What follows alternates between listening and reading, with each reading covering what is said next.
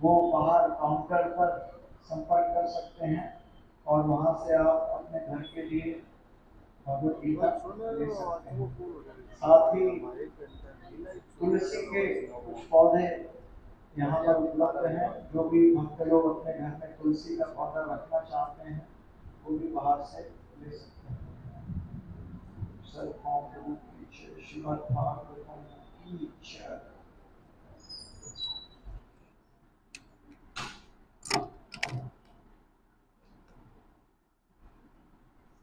और भक्तों से अनुरोध है कि जो भी लोग नीचे बैठ सकते हैं, नीचे बैठने जिसके लिए संभव है वो कृपया नीचे बैठने की कृपा करें, जिससे कि जो भी लोग वास्तविकता में नीचे नहीं बैठ सकते उनको ऊपर बैठने के लिए अवसर मिल सके। हरे कृष्ण।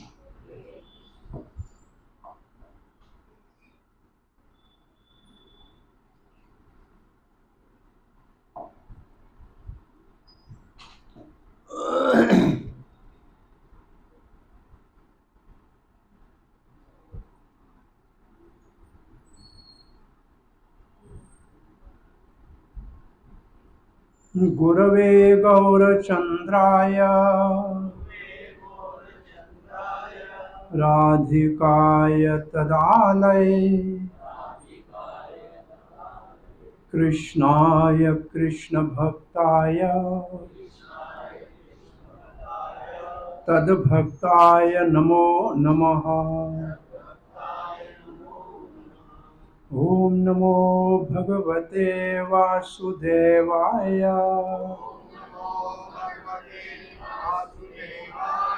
ॐ नमो भगवते वासुदेवाय।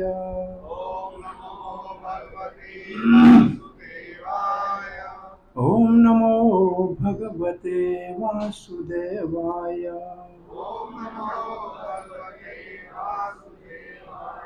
नारायणं नमस्कृत्यं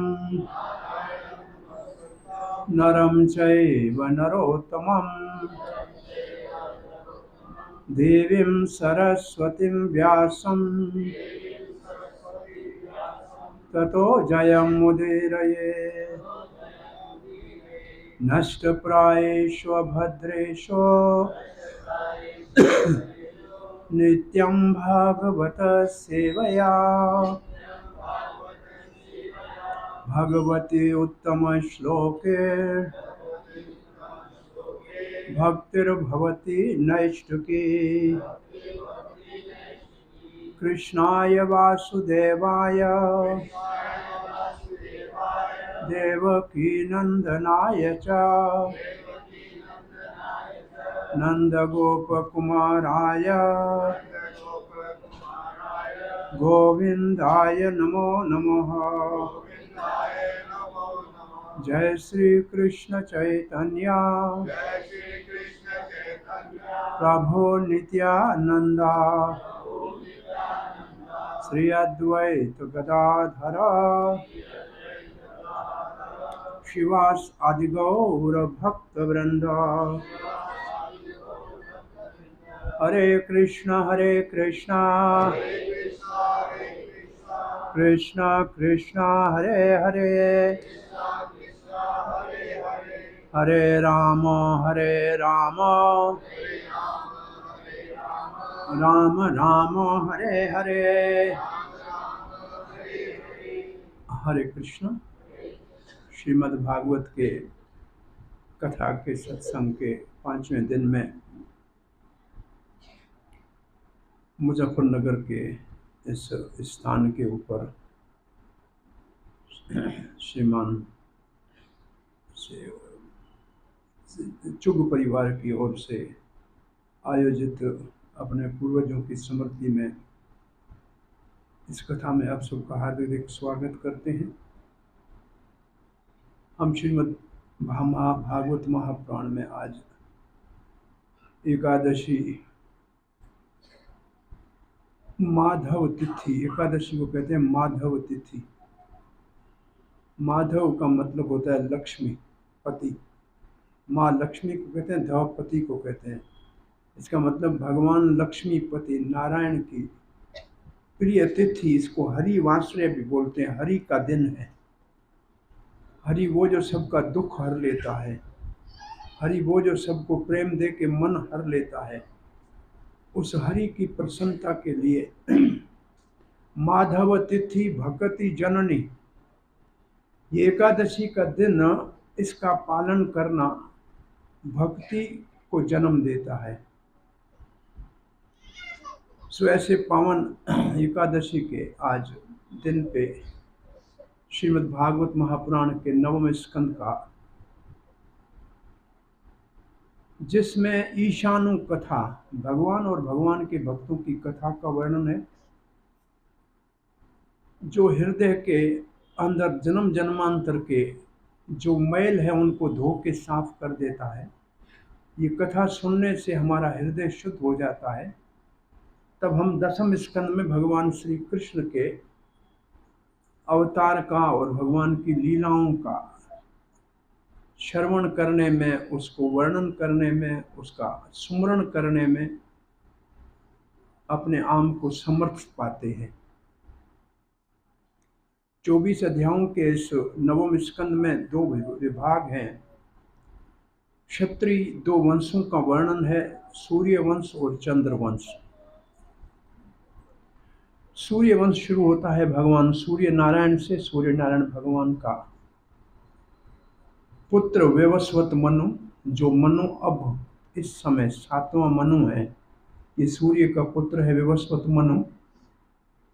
और इस मनु के 10 पुत्र हैं, और उन 10 पुत्रों के वंश में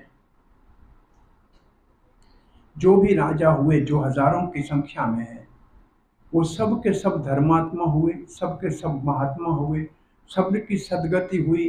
किसी ने धरती के ऊपर गंगा को लाने का बहुत बड़ा कार्य किया, नामी भागीरथी कार्य कर दिया। किसी की रक्षा के लिए भगवान का सुदर्शन चक्र उसकी रक्षा करने लगा। तो ऐसे महान राजाओं के, इस सूर्य वंश के राजाओं में भगवान श्री रामचंद्र के अवतार की कथा 3 अध्यायों में है।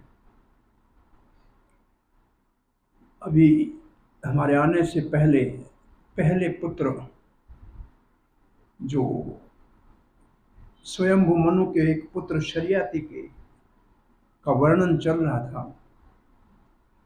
शर्याति का एक पुत्र आनर्त था, जिसके नाम से द्वारका को आनर्त देश कहते हैं। और फिर हम सूर्य वंश के मात्र 1-2 राजाओं का वर्णन करके आगे बढ़ेंगे। इस वंश में आगे महाराज अम्बरीश हुए। महाराज अम्बरीश एकादशी का व्रत 1 वर्ष तक किया। 1 साल में 24 एकादशी हुई।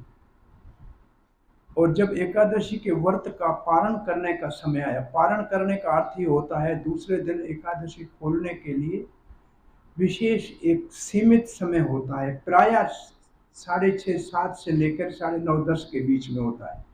इसी समय में एकादशी खोलना चाहिए, तो फिर एकादशी रखने का जो आध्यात्मिक फल है वो प्राप्त होता है। तो पारण का समय हो गया था, मतलब एकादशी खोलने का समय हो रहा था।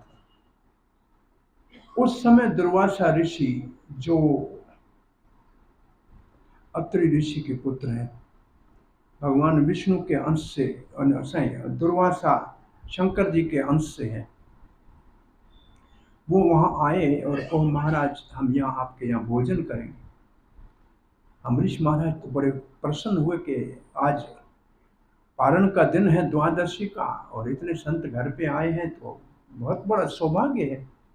और उन्होंने कहा मैं जाता हूँ जमुना में स्नान करके आता हूँ और फिर आगे भोजन करता हूँ। वो स्नान करने गए, आने में देर हो गई, और पंडित जी ने कहा महाराज टाइम हो रहा है, अब व्रत खोलने के 5 मिनट बचे हैं समझो, इसमें व्रत नहीं खोला तो 1 वर्ष में आपके व्रत रखने का फल नहीं होगा।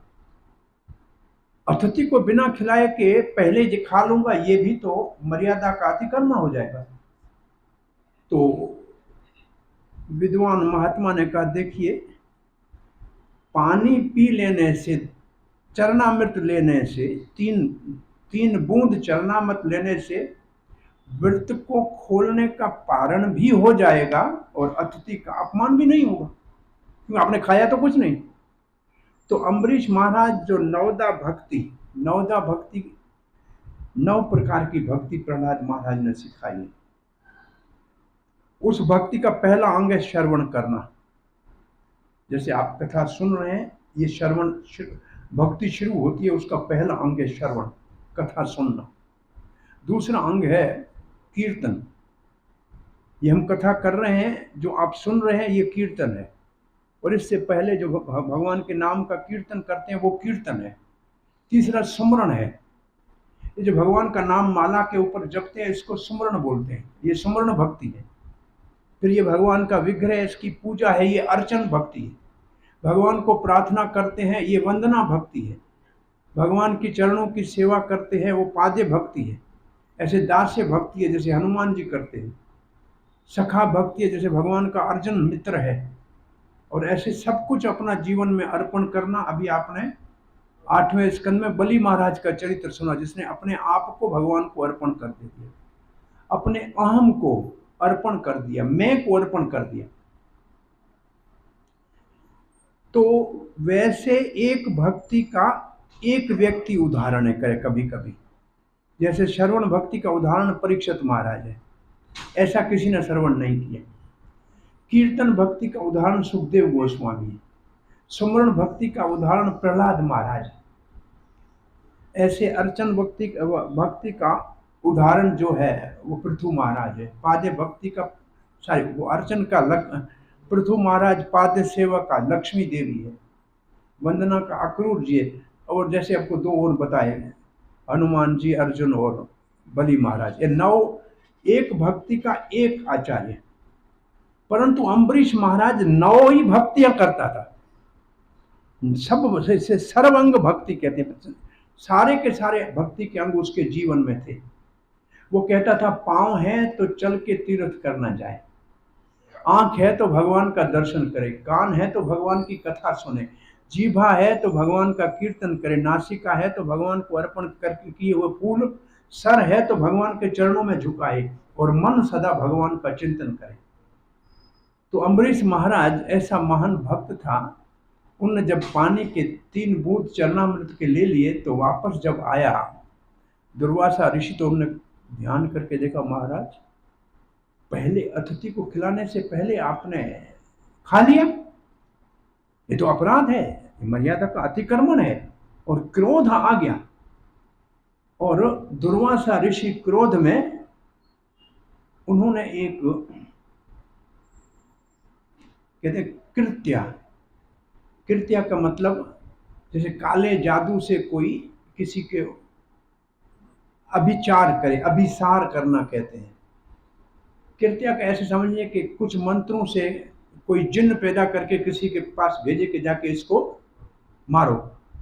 तो उन्होंने कृत्या को भेजा, तो वो जैसे जा रही थी अम्बरीश के पास, अम्बरीश तो भगवान हाथ जोड़ के खड़े थे, उस वक्त भगवान का सुदर्शन चक्र वहां से आके कृत्या का तो मार दिया, फिर अम्बरीश के पीछे लगा।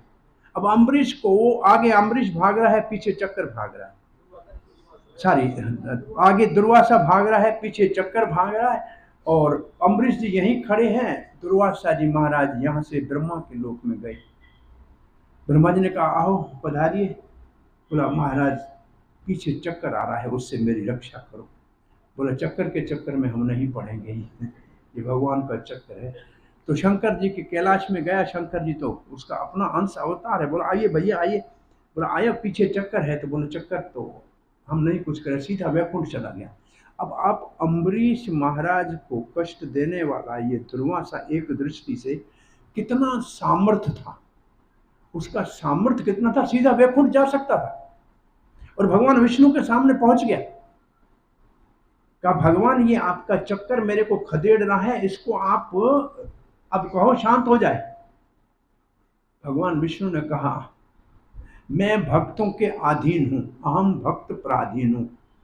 मैं भक्तों के अधीन हूं, जिसका अपराध किया है उससे क्षमा मांगोगे, वो कहेगा तो ये चक्कर शांत होगा। मैं कुछ नहीं कर सकता, मैं सलाह दे सकता हूं। समझ गए। दुर्वासा जी वापस आए, अभी तक कुछ नहीं खाया। महाराज अम्बरीश वहीं खड़े थे। दुर्वासा अम्बरीश के चरणों में गिरने लगा। नहीं महाराज, ये अपराध मत करो। बोला, नहीं, आप इस चक्र को आप शांत कराइए। अम्बरीश महाराज ने चक्र को प्रार्थना की कि भगवान के इस दिव्य अस्त्र जो प्रकाश ही प्रकाश और भक्तों की रक्षा के लिए है, असुरों के संहार के लिए है, ये शांत हो जाए। तो सुदर्शन चक्र शांत हो गया। फिर अम्बरीश महाराज ने पहले दुर्वासा को भोजन कराया, फिर स्वयं भोजन खाया।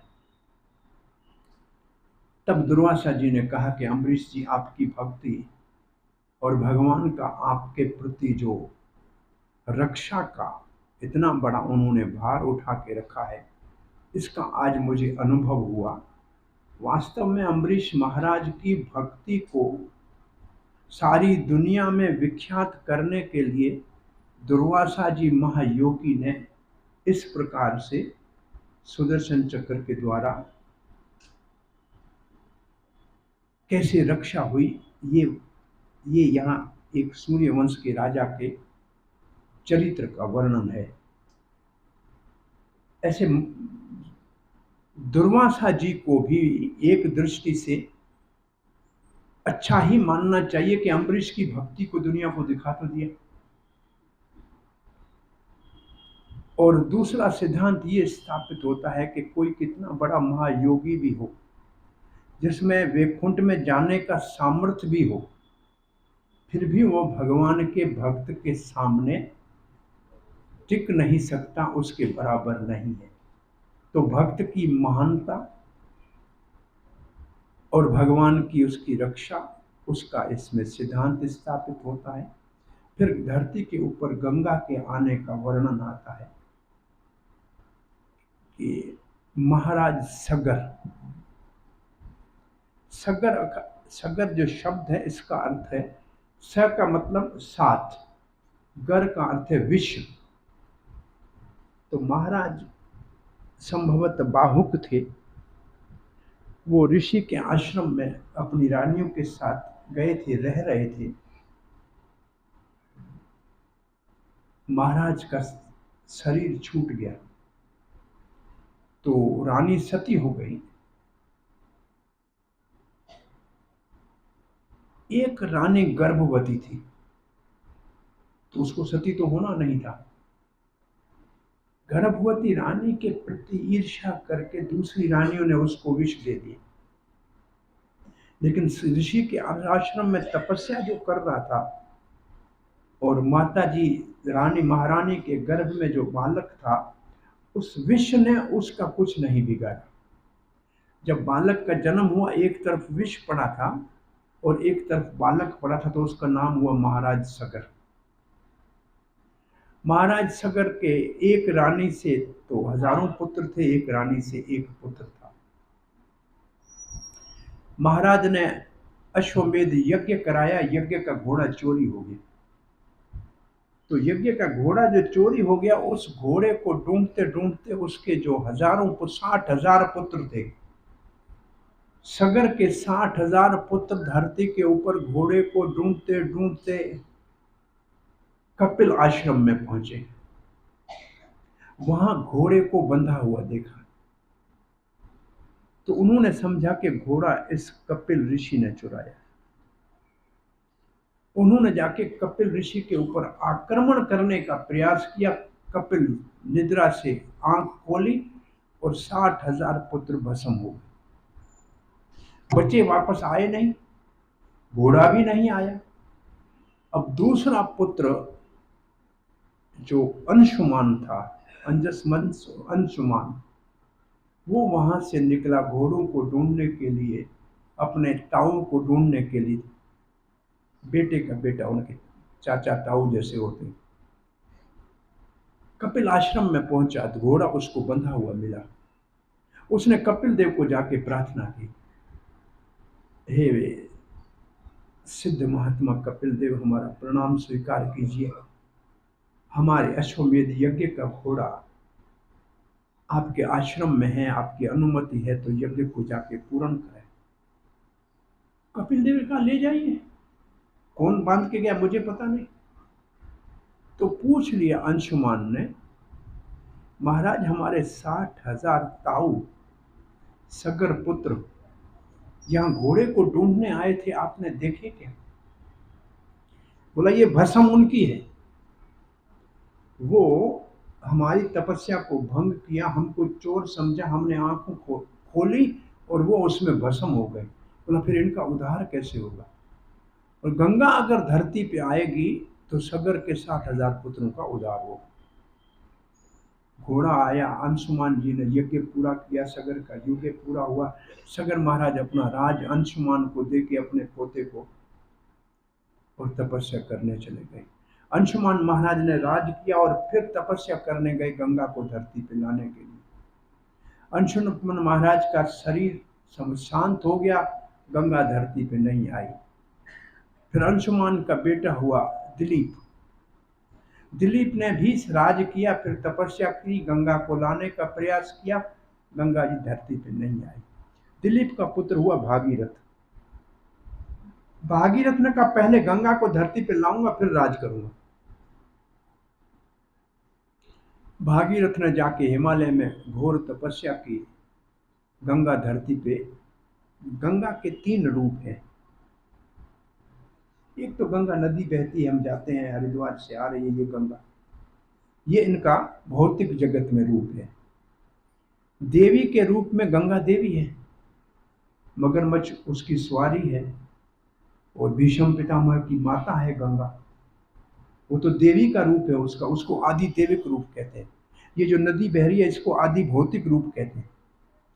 ऐसे ये गंगा भगवान के चरणों, कारण सागर का जल है जिसमें भगवान सोते हैं। वो ब्रह्म द्रव्य है। आध्यात्मिक रूप से वैकुंठ में जो वृज नदी है और वो उसको कारण सागर कहते हैं, वो वास्तव में आध्यात्मिक रूप है गंगा का।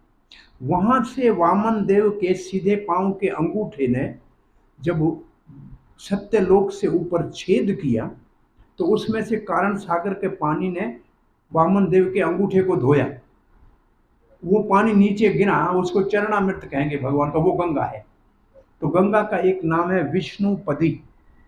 भगवान विष्णु के चरणों को धो के धरती पे आ रही है। धरती पे तो बाद में आएगी, उसका नाम है विष्णुपदी। सुरसरी। अब गंगा का ये जो रूप है, ऐसे पृथ्वी के भी 2 रूप है।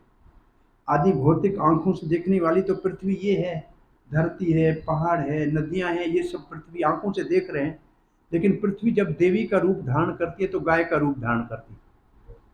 गाय पृथ्वी का आदि देविक रूप है और पृथ्वी का आध्यात्मिक रूप है भगवान विष्णु की पत्नी, उसको कहते हैं भूदेवी। लक्ष्मी को कहते हैं श्री देवी और पृथ्वी को कहते हैं भूदेवी। ये भगवान विष्णु की पत्नी है। वाम भाग में लक्ष्मी होती है और सीधे तरफ पे ये पृथ्वी होती है, और ये दोनों विष्णु पत्नी है।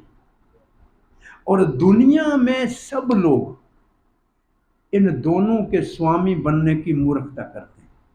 एक समझता है धरती मेरी है, दूसरा समझता है धन मेरा है। और ये दोनों हंसती हैं कि तुमसे पहले लाखों लोग, राजा महाराजा आए, इस धरती के मालिक कहलाए, आज उनका नाम का पता नहीं है किसी को। कहां गए सब? ये किसी की नहीं हो सकती है विष्णु पत्नी। लक्ष्मी भी और धरती भी, इनको माता करके रहोगे तो सुख भोगोगे। स्वामी बनने का विचार भी आया तो सर्वनाश हो जाएगा। इन दोनों का सेवक बन के जीवन में रहना चाहिए, बालक बन के रहना चाहिए। दोनों विष्णु पत्नी है, हम उसके बालक हैं, वो माता है। सो ये, और पृथ्वी भी भगवान की विष्णु की पत्नी है। आसन को पवित्र करते हैं तो कहते हैं कि पृथ्वी त्वया धृता लोका, विष्णु पत्नी आसन पवित्र करो, विष्णु पत्नी कहते हैं। तो गंगा देवी के रूप में आई भागीरथ के सामने, मूर्तिमान गंगा देवी आई। भागीरथ ने प्रणाम करके कहा, हे माते, हमारी 3 पीढ़ी का परिश्रम और तपस्या और भक्ति है, आज आपने दर्शन दिया है। हमारे पूर्वजों का, सगर पुत्रों का, 60,000 सगर पुत्रों का उद्धार करना है। आप कृपा करके धरती पर पधारिए। तो गंगा जी ने कहा, भागीरथ मैं आपसे बहुत प्रसन्न हूँ। दो दो में शर्त हैं, मैं धरती पे मैं आऊँगा, आपको दो बातें पूरी करनी पड़ेगी। पहली ये कि मैं जब धरती पे उतरूंगी तो मेरा वेग इतना तेज होगा कि मैं धरती से नीचे पाताल में चली जाऊंगी, आपका काम नहीं होगा। तो पहले मेरे वेग को कौन धारण करेगा, वो आप निश्चित करो। और दूसरा, पापी लोग मेरे में स्नान करने आएंगे तो मेरा पाप कौन धोएगा। फिर गंगा देवी चली गई। भागीरथ जी ने भगवान शंकर को जाके प्रसन्न किया तपस्या करके कि महाराज, गंगा धरती पे आना चाहती है लेकिन उसके वेग को कौन सहेगा। शंकर जी ने कहा, आश्वासन देना गंगा जी को, तेरे वेग को मैं धारण कर लूंगा, आप धरती पर पधारो। और फिर वहां जो ऋषि मुनि बैठे थे उनको प्रार्थना की भागीरथ ने कि माता गंगा के अंदर पापियों के पाप को कौन धोएगा। ऋषि ने कहा, हम उनके किनारे पे रहेंगे, हमारे तप जप से जब हम स्नान करने जाएंगे तो उनके पाप सब धुल जाएंगे। अब जब ये दो आश्वासन मिले तो भागीरथ ने फिर गंगा माता का आह्वान किया। गंगा देवी को कहा, आपके वेग को भगवान शंकर अपनी जटाओं में धारण कर लेंगे और ये महात्मा लोग आप में स्नान करेंगे तो पापियों के पाप को धो के आपको निर्मल कर देंगे। अब गंगा जी ने धरती में आने के लिए स्वीकृति दे दी। वैसे कहते हैं गंगा पहले जैसे वामन देव के चरण को धो के नीचे गिरती है तो पहले ध्रुव लोक में आती है, ध्रुव महाराज जहाँ रहते हैं उस लोक में आती है। वहां से गंगा को स्वर्ग में विमानों के ऊपर लेके आते हैं और फिर जब वो धरती के ऊपर उतरने लगती है तो शंकर जी उनको अपनी जटाओं में धारण करते हैं। इसलिए शंकर जी का एक नाम है गंगाधर, गंगा को धारण करने वाले। वो अपनी जटाओं में गंगा को धारण करते हैं और फिर गंगा जी धरती पे आ गई और आगे भागीरथ का रथ चला, पीछे गंगा जी चली। तो गंगा जी गंगोत्री में से जहाँ से उतरी है, गंगोत्री में आप कभी दर्शन करने जाएंगे तो वहाँ भागीरथ शिला है, एक पत्थर की शिला है, उसके ऊपर भागीरथ जी ने बैठ के तपस्या की थी।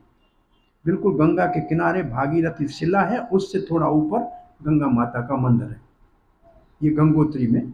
तो भागीरथी शिला में वो स्थान है जहाँ तपस्या की थी भागीरथ जी ने। फिर गंगा का नाम भागीरथी है वहाँ। जब तक वो आके मिलती है अलकनंदा से तब उसका नाम हो जाता है गंगा। ऊपर से आती है तो भागीरथी के नाम से आती है। ये आगे चल के यहाँ से अपने हरिद्वार से नीचे उतरी, बंगाल क्षेत्र में गई तो जानू ऋषि कहीं तपस्या कर रहे थे, गंगा ने उसका सब पूजा का सामान बहा के ले गई। जानू ऋषि ने ऐसे करके गंगा को पी दिया। भागीरथ ने देखा गंगा कहीं कहाँ गई, आ नहीं रही है गंगा। मुड़ के देखा गंगा तो दिख नहीं रही है। देखा जानू ऋषि को कहा, महाराज यहाँ से गंगा आ रही थी, बोला मेरा सब बहा के ले जा रही थी, मैंने पी ली। महाराज इतना परिश्रम 3 पीढ़ी ने किया, हमारे पूर्वजों का उद्धार कैसे होगा। तो जानू ऋषि ने अपनी पुत्री के रूप में वापस गंगा जी को प्रकट दे दिया। वहां गंगा का नाम जाह्नवी है, जाह्नवी का मतलब जानू ऋषि की पुत्री। तो ऐसे गंगा जाके वहां उस स्थान पे कपिल ऋषि के आश्रम के ऊपर पहुंची, वहां सगर के 60,000 पुत्रों का उद्धार हुआ और उस स्थान का आज नाम है गंगा सागर। जहां गंगा सागर में मिलती है और हमारे यहाँ ये मान्यता है, और तीर्थ बार बार गंगा सागर एक बार। तो गंगा सागर तीर्थ करने और माघ के महीने में बहुत बड़ा मेला लगता है वहाँ, आज भी मेला लगता है, लाखों की संख्या में लोग जाते हैं, स्नान करते हैं। गंगा सागर में पानी सफ़ेद नदी जैसा दिखता है लेकिन समुद्र में मिलता है इसलिए खारा होता है और पानी चढ़ता भी ऊपर है उतरता भी, जैसे समुद्र में उतार चढ़ाव आता है ना, तो नदी का पानी उल्टा बहता हुआ नजर आएगा, कभी उल्टा बहेगा कभी सीधा बहेगा। तो ये गंगा के अवतार में सूर्यवंश के राजाओं का बहुत बड़ा ये योगदान है। फिर हरिश्चंद्र, सूर्यवंश में महाराज हरिश्चंद्र जिसका बेटा रोहित, ये इसका वर्णन है। आगे चल के मांधाता महाराज का वर्णन है, जो मथुरा का राजा था। मांधाता महाराज की पुत्रियां थी 50। शौबरी ऋषि तपस्या कर रहा था, जमुना में के किनारे में तपस्या कर रहा था, पानी में बैठ के तपस्या कर रहा था।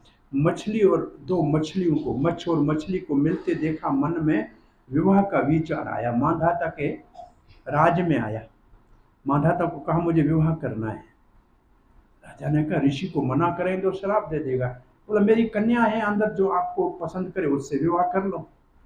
ऋषि समझ गया कि मैं तपस्या करके आया हूँ, मेरा रूप भी अच्छा नहीं है, मेरी उम्र भी बड़ी हो गई है, तो राजा समझता कोई पसंद करेगा नहीं, और इसलिए मेरे को तो श्राप दे नहीं सकता।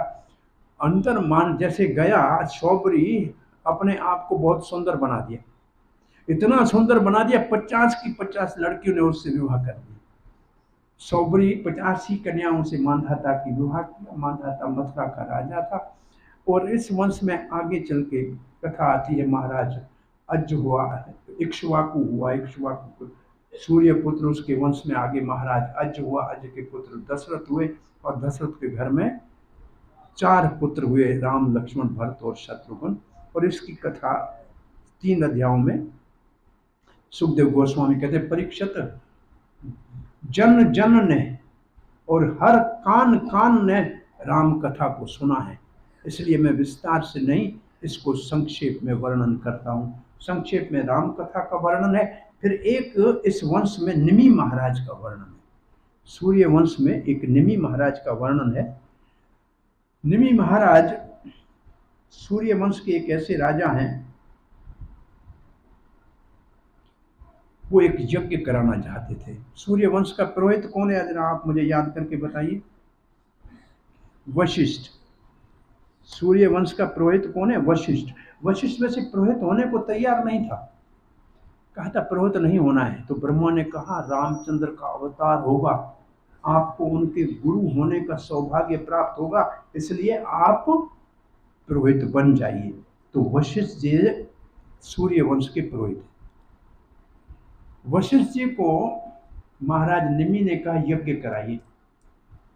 उसी समय इंद्र का निमंत्रण आया कि हमारा स्वर्ग में एक यज्ञ करना है। वशिष्ठ चला गया इंद्र का यज्ञ कराने के लिए। निमि महाराज ने कहा मन में धर्म करने का विचार आए, यज्ञ करने का विचार आए, दान करने का विचार आए, तत्काल कर लेना चाहिए। देर करोगे मन बदल जाएगा, इसमें कभी देर नहीं करनी। विचार आए तत्काल कर देना चाहिए। बुरा विचार कोई आए किसी को मारने का, उसको टाल देना चाहिए, कल देखेंगे। अच्छा विचार आए तो उसको तत्काल करना चाहिए, इसमें देर नहीं करनी चाहिए। सो निमि महाराज दूसरे पुरोहित को बुलाया, यज्ञ करा दिया, यज्ञ पूरा भी हो गया। वशिष्ठ जी लौट रहे थे तो ब्राह्मण जा रहे थे, बोला कहां से आ रहे, बोला निमि महाराज का यज्ञ करके आ रहे। बोला निमि महाराज मेरा यजमान है, आपसे यज्ञ कैसे कर, हमने कर लिया, हमें बुलाया था। क्रोधित हो गए वशिष्ठ जी, निमि महाराज आपने दूसरे ब्राह्मण से क्यों यज्ञ कराए, हम शराब देते हैं आपका शरीर छूट जाए। निमि महाराज ने कहा महाराज आप हमारे पुरोहित थे, हमें छोड़ के इंद्र का यज्ञ क्यों करने गए, आपको शराब देते हैं आपका शरीर छूट जाए। दोनों का शरीर छूट गया, दोनों का शरीर छूट गया। वशिष्ठ जी फिर मित्र और वरुण के द्वारा दोबारा दूसरा जन्म लिया वशिष्ठ जी ने, और यहाँ निमि महाराज को का शरीर को औषधियों में रखा गया। निमि महाराज को कहा महाराज आप वापस देह को धारण करो, हमारे राजा हो। बोला नहीं मैं देह में रह ही रहूंगा। तो भगवान उसका नाम निमि महाराज का हो गया विदेह राज। विदेह राज का मतलब जो देह में नहीं रहना चाहता है। तो उसके शरीर का मंथन किया, उसके शरीर का मंथन किया, और इसलिए उनकी राजधानी का नाम है मिथिला, मंथन से मिथिला। और क्योंकि वो शरीर के मंथन करने से प्रकट हुआ तो उसका नाम हो गया जनक। तो पहला विदेह राज जनक जिनकी राजधानी मिथिला, ये है निमि महाराज। और ये निमि महाराज हमारी निमिष में रहता है, ये आंखों के जो ये इसको निमिष कहते हैं, और इसमें निमि महाराज का वास है निमिष में। अब निमि महाराज पहला जनक है। सीता माता का पिता जो जनक है उसको विदेहराज भी कहते हैं, मिथिलेश भी कहते हैं, मिथिला का स्वामी। वो इसी पीढ़ी में 22वीं पीढ़ी में है। उसका नाम है क्षीरध्वज। जनक उनकी उपाधि है, जनक उपाधि है, पहला जनक निमि महाराज। सो ये निमि महाराज के कथा के साथ सूर्य वंश को यहाँ नमस्कार करते हैं अपन। राजा थे, बहुत से राजाओं की कथा है, पर अपन अभी चंद्र वंश को शुरू करते हैं। तो सूर्य वंश में कौन से अवतार का वर्णन है? रामचंद्र। रामचंद्र की कथा भगवान की इच्छा से तो अलग होगी, तो इसलिए इसको प्रणाम करते हैं। चंद्रवंश किससे शुरू होगा? ये क्षत्रियों के दो वंश हैं, ये बदलते रहते हैं। कभी चंद्रवंश की राज होता है, कभी सूर्य वंश का राज होता है। ऐसे भी लिखा है कि कलयुग के अंत में एक सूर्य वंश का राजा अभी कहीं तपस्या कर रहा है। नया सतयुग आएगा तब वो फिर अपने वंश को शुरू करेगा। ऐसे एक चंद्रवंश का महाराज उसका नाम लिखा है, वो अभी भी ऐसे कपिल के यहाँ कोई जगह है, उस वहाँ तपस्या कर रहा है। कलयुग ये पूरा हो जाएगा तो सतयुग में फिर वो चंद्रवंश को शुरू करेगा। तो ये वंश चलते ही रहते हैं। तो चंद्रवंश शुरू कहाँ से होगा? चंद्र से। वो चंद्र से, सूर्य सूर्य से, तो चंद्र चंद्र से। तो चंद्र किसका बेटा है? अत्रि का।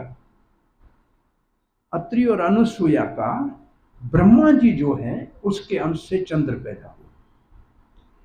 और आपको एक दिन कथा में बताया था कि चंद्र का बेटा है बुध,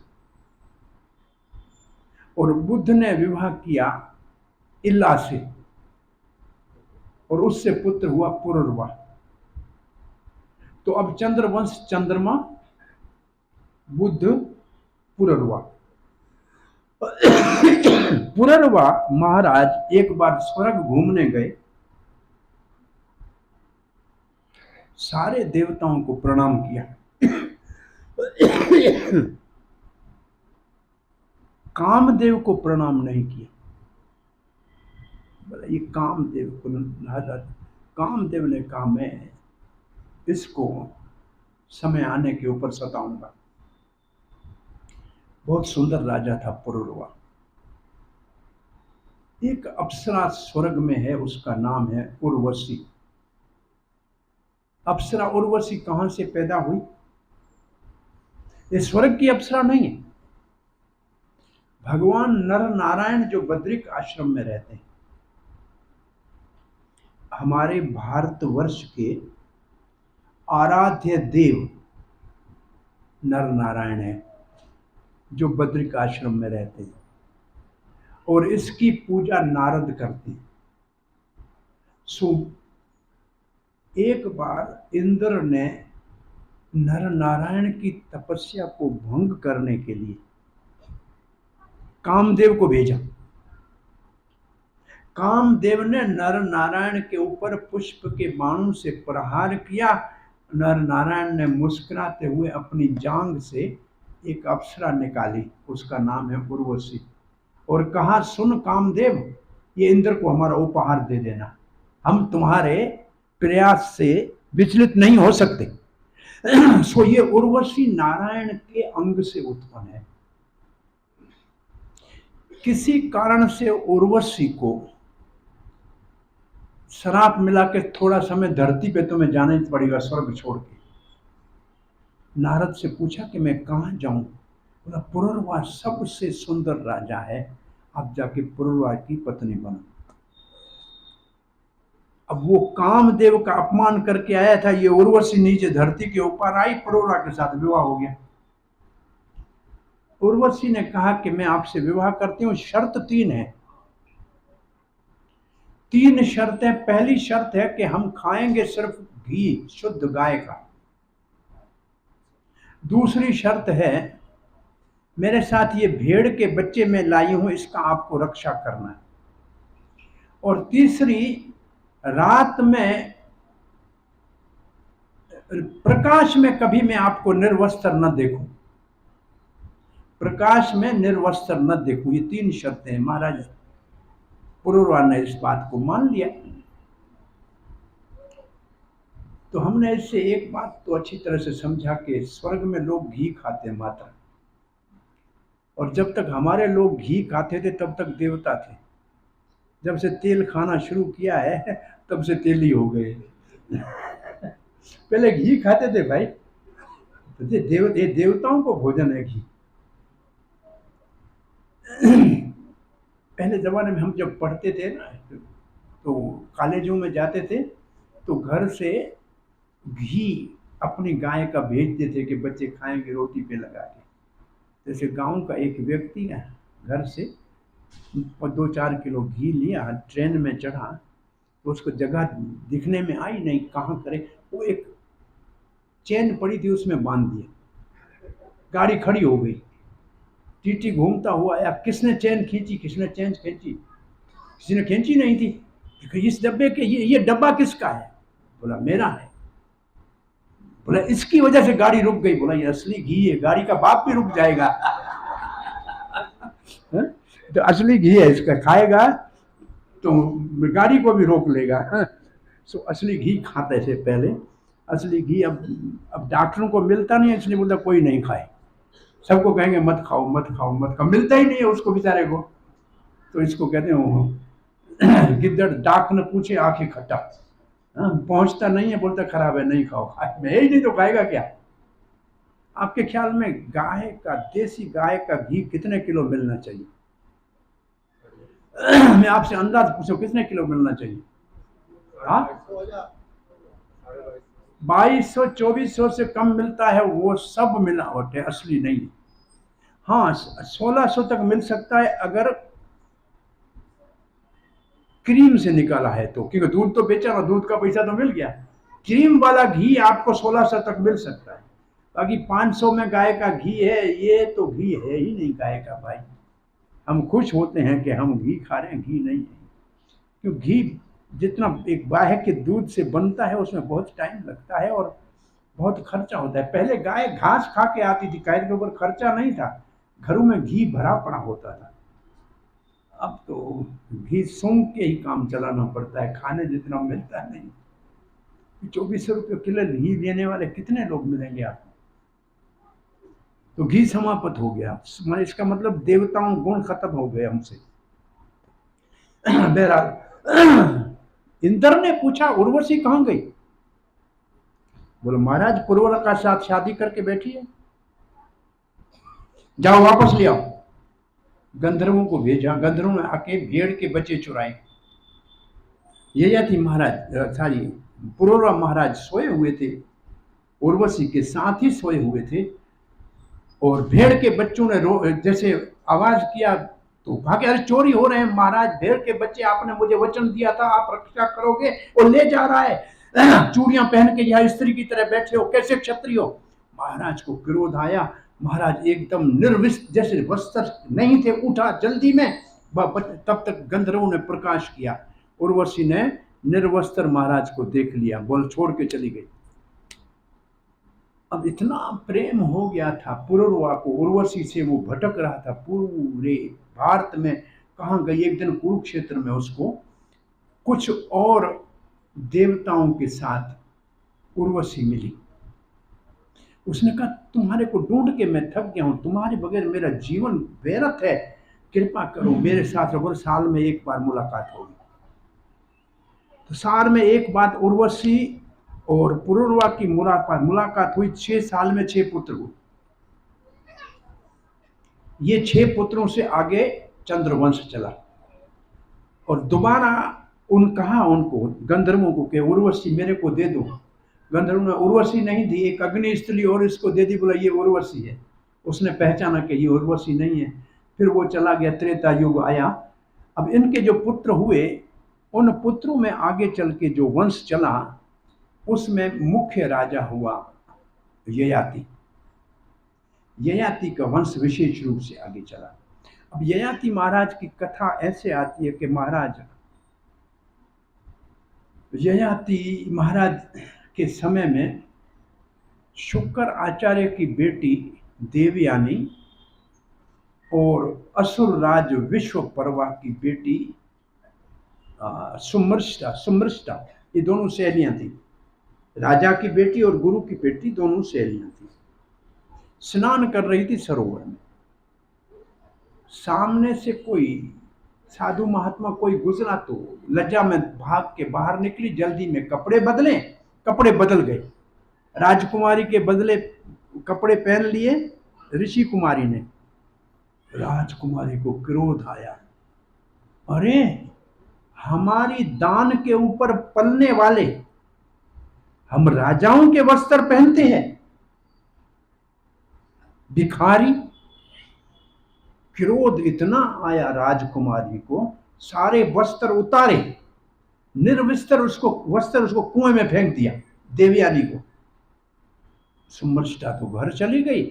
महाराज ययाति जंगल में जा रहे थे, कुएं से पानी पीने के लिए नीचे देखा तो नारी निर्वस्त्र है, अपना कपड़ा ऊपर वाला नीचे फेंका। उसने कहा मुझे महाराज रक्षा करो, बाहर निकालो। तो महाराज ने हाथ दे के कुएं से बाहर निकाला। देवयानी हाथ पकड़ के कहा, महाराज मुझे ब्राह्मण पति नहीं मिलेगा, क्योंकि बृहस्पति के बेटे कच्छ ने मुझे श्राप दिया। अब आपने मेरा हाथ पकड़ लिया है तो मुझसे विवाह कर लो। क्योंकि अगर ब्राह्मण, अब क्षत्रिय ब्राह्मण कन्या से विवाह करेगा ना तो ये अनुलोम विवाह हो गया। तो ये विवाह अनुलोम और विलोम विवाह होती है। एक ब्राह्मण क्षत्रिय पत्नी से विवाह करे या क्षत्रिय ब्राह्मण से विवाह करे, ये अनुलोम विलोम विवाह हो जाते हैं। ये होते नहीं थे, कोई एक आधा होता था तो उसका नाम ही अलग होता था। बहरहाल विवाह ये हो गया, देवयानी का विवाह हो गया किसके साथ? महाराज ययाति के साथ। अब देवयानी घर गई, अपने पिता को कहा कि ये आपके शिष्य राजा विश्वपर्वा की लड़की ने मुझे कुएं में डाल दिया। क्रोध आया शुक्राचार्य को, राजा को कहा तुम्हारी पुत्री ने मेरी बेटी को कुएं में डाल दिया। बोला महाराज गुरुदेव ये सहेलियां थी, अब जो दंड आपकी बेटी मेरी बेटी को दे मुझे स्वीकार है। देवयानी ने कहा मेरी दासी होके मेरे साथ चलेगी विवाह करके उधर। अब राजकुमारी दासी हो गई। शर्त यह है कि इससे कोई संतान राजा नहीं पैदा करेगा। आगे समय बीता, देवयानी को भी संतान हुई, यदु आदि। सम्मृष्टा ने कहा मुझे भी संतान चाहिए, उसको पुरु आदि पुत्र हुए, दोनों को संतान हुआ। अब जब ये पता लगा शुक्राचार्य को कि इसने राजकुमारी से भी संतान उत्पन्न हुआ है, उसको क्रोध हुआ। उसने कहा तुम बूढ़े हो जाओ, ययाति तुम बूढ़े हो जाओ। ययाति ने कहा मैंने तो अभी आपकी पुत्री के साथ सुखपूर्वक जीवन नहीं जिया हूं, आप कृपा करो। बोला अब कृपा और कोई नहीं है, तुम्हारा कोई पुत्र अपनी जवानी तुमको दे तो तुम जवान हो सकते हो। अब महाराज ययाति ने अपने पुत्रों को कहा बेटा आपकी जवानी दे दो। यदु ने कहा मैं नहीं दे सकता, मेरे कुल में भगवान का अवतार होना है, इसलिए मैं ये कार्य नहीं कर सकता हूँ। दूसरे ने मना की, तीसरे ने मना की, चौथे पुरु ने कहा कि भाई आपने पिताजी मांगा, मुझे लज्जा आती है। पहले नंबर का पुत्र वो है कि पिता के मन को जान के और उसकी इच्छा के अनुसार कार्य करे। जैसे भीष्म देव ने अपने पिता शांतनु के मन की बात जान ली थी और उसके लिए आजीवन ब्रह्मचर्य का पालन किया था। दूसरे नंबर का पुत्र वो है जो कहने के ऊपर आज्ञा का पालन करे। तीसरे नंबर का वो है जो कहने के बाद भी नहीं करे। सो मेरे से गलती हो गई, आपको कहना पड़ गया, मैं पहले नंबर का तो नहीं हूं, आप मेरी जवानी ले लो। उसने अपनी जवानी दे दी पुरु ने। एक दिन महाराज ययाति को लगा कि बहुत अब हमने भोग कर लिया, अब तपस्या करने लग जाना चाहिए। अपनी पत्नी देवयानी को बिठा के एक कथा बताने लगा। अपनी कथा बताया। एक बकरा था, एक बकरी थी, बकरी कुएं में गिरी थी, बकरे ने उसको बाहर निकाली, फिर दोनों का प्रेम हुआ, एक और बकरी उसके जीवन में आई, झगड़ा हुआ। अपनी कथा बताई और दोनों के मन में हुआ कि अब संसार से वैराग है, वो तो चले गए तपस्या करने। अब इनके कुल चले दो, एक चला यदु से और एक चला पुरु से। जो पुरु का कुल चला उसमें एक महाराज हुए आगे चल के दुष्यंत, उसके पुत्र हुए भरत। और ये भरत महाराज जो दुष्यंत के और शकुंतला के पुत्र है, जो शकुंतला और विश्वामित्र, शकुंतला पहले शकुंतला है मेनका और विश्वामित्र की बेटी, ये भी अप्सरा है। इंद्र ने विश्वामित्र की तपस्या को भंग करने के लिए मेनका नाम की अप्सरा को भेजा और उससे पुत्री हुई, उसका नाम हुआ क्या, अभी नाम बताया आपको, शकुंतला। और वो कण्व ऋषि के आश्रम में रह रही थी। महाराज दुष्यंत पुरु वंश में वहां ऋषि के आश्रम में गए और दोनों ने गंधर्व विवाह कर लिया प्रेम से। राजा वापस चले गए अपने राज में और यहां पुत्र पैदा हो गया महाराज भरत। जब बड़ा हो गया भरत तो फिर वो राजा बना, दुष्यंत के बाद महाराज भरत राजा बना, जिसने बहुत बड़े यज्ञ किए इस धरती के ऊपर, बहुत बड़ा प्रतापी राजा था। उस भरत के वंश में आगे भरद्वाज हुआ और उस वंश में आगे चल के शांतनु महाराज हुए और शांतनु महाराज का पुत्र हुआ भीष्म पितामह। और फिर शांतनु के दूसरे पुत्र जो थे विचित्र वीर्य, उनसे फिर हुआ पांडु, धृतराष्ट्र, विदुर। और फिर धृतराष्ट्र के हुए दुर्योधन आदि पुत्र और पांडु के हुए 5 पांडव। तो ये वंश ऐसे आगे चल के इस तरीके से पुरु का वंश आया। अब यदु के वंश में यदु वंश में आगे चल के एक देवमीड़ नाम का राजा आया। देवमीड़ राजा की 2 पत्नियां थी। एक क्षत्रिय पत्नी थी, उससे पुत्र हुआ सूरसेन। एक वैश्य पत्नी थी, उससे पुत्र हुआ पर्जन्य। जो सूरसेन था उसके घर में जन्म लिया वसुदेव ने और पर्जन्य के घर में जन्म लिया नंद बाबा और उसके 4 भाइयों ने। इस प्रकार से ये वंश एक ही वंश से आगे से आप देखेंगे आ रहे हैं। तो फिर आगे यहाँ भगवान श्री कृष्ण के जन्म की कथा आ रही है। इस बीच में एक परशुराम भगवान के अवतार की कथा चंद्रवंश में, चंद्रवंश में परशुराम भगवान के अवतार की कथा है। और फिर हम यदुवंश में भगवान श्री कृष्ण की कथा का शुभारंभ शुरू करेंगे।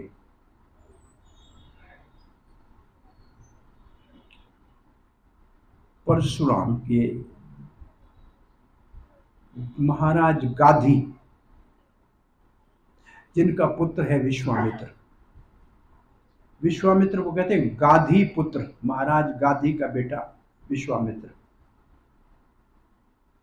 सो गाधी की एक पुत्री थी, उसके विवाह के लिए ऋषि रीचक महाराज गाधी को कहा आपकी पुत्री के साथ मुझे विवाह करना है।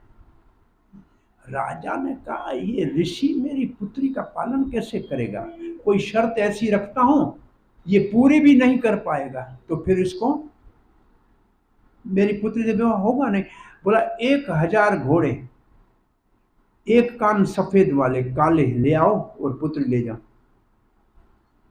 ये तो ऋषि था, इसने वरुण को कहा, वरुण ने इसको ऐसे घोड़े दे दिए, लाके दे दिए। महाराज अब पुत्री के साथ विवाह हो गया। किसका, कौन से ऋषि का, रीचक ऋषि का। एक दिन गाधी की पत्नी चली गई अपनी बेटी के पास, ऋषि की पत्नी के पास, कहा कि आप अपने पति को कहो आपको भी संतान हो मेरी बेटी, हमारे पास भी पुत्र नहीं है गाधी को, एक हमारे को भी कोई पूजा करके तो पुत्र हो जाए। तो ऋषि रीचक ने दोनों के लिए खीर बनाई, मंत्र पढ़ा कि सास मेरी को भी पुत्र होना चाहिए और मेरी पत्नी को भी पुत्र होना चाहिए, और कहा ये सास के लिए है और ये मेरी पत्नी के लिए। ऋषि स्नान करने चले गए। मां के मन में विचार आया कि अपनी पत्नी के लिए अच्छे मंत्र पढ़े होंगे, मेरे लिए ऐसे इतने अच्छे थोड़ी मंत्र पढ़े होंगे। सास के लिए कौन अच्छे मंत्र पढ़ता है? हाँ? सांस किसने नाम पता नहीं रखा, लोग कहते हैं सांस उसको कहते हैं जिसको देखने से सांस ही बंद हो जाए। नाम कहाँ से आया है पता नहीं। अब सास ने सोचा, माँ ने कहा बेटी ऐसे करो, तुम्हारी खीर मेरे को दे दो, मेरी तुम पी लो। बेटी ने माँ की आज्ञा पालन कर लिया, दोनों ने खीर खा लिया। ऋषि नहा के वापस आया, ऐसे ध्यान किया, बोला अनर्थ हो गया। क्या हुआ? बोला जो खीर मैंने मेरी पत्नी के लिए बनाई थी उसमें एक ऋषि पुत्र के लिए मंत्र पढ़े थे, और सास के लिए जो पढ़ी थी उसमें क्षत्रिय राजा के मंत्र पढ़े थे। अब उल्टा हो गया मेरे घर में। अरे पत्नी को बोला तेरे घर में क्रूर क्षत्रिय होगा और तेरा भाई ब्राह्मण हो जाएगा, ऋषि हो जाएगा। अनर्थ कर दिया आपने। पत्नी ने कहा मैं क्या कर सकता हूं, मैं माता की आज्ञा का उल्लंघन नहीं कर सकती थी, मैंने दे दिया। बोला ठीक है, तुम्हारी गलती नहीं है। फिर बोला मेरे को तो बचाओ। बोला ठीक है, एक जन्म तेरा पुत्र जो होगा वो तो ऋषि होगा, परंतु पोता तेरा जो होगा वो तो होगा घोर क्षत्र, और तेरी मां को जो तेरा भाई होगा वो बड़ा ऋषि बन जाएगा। तो ये गाधी के घर में खीर खाने से बेटा हुआ विश्वामित्र, जो राजा होते हुए भी बहुत बड़ा ऋषि हुआ, ब्रह्म ऋषि हो गया। और दूसरे तरफ जमदग्नि बेटा हो गया,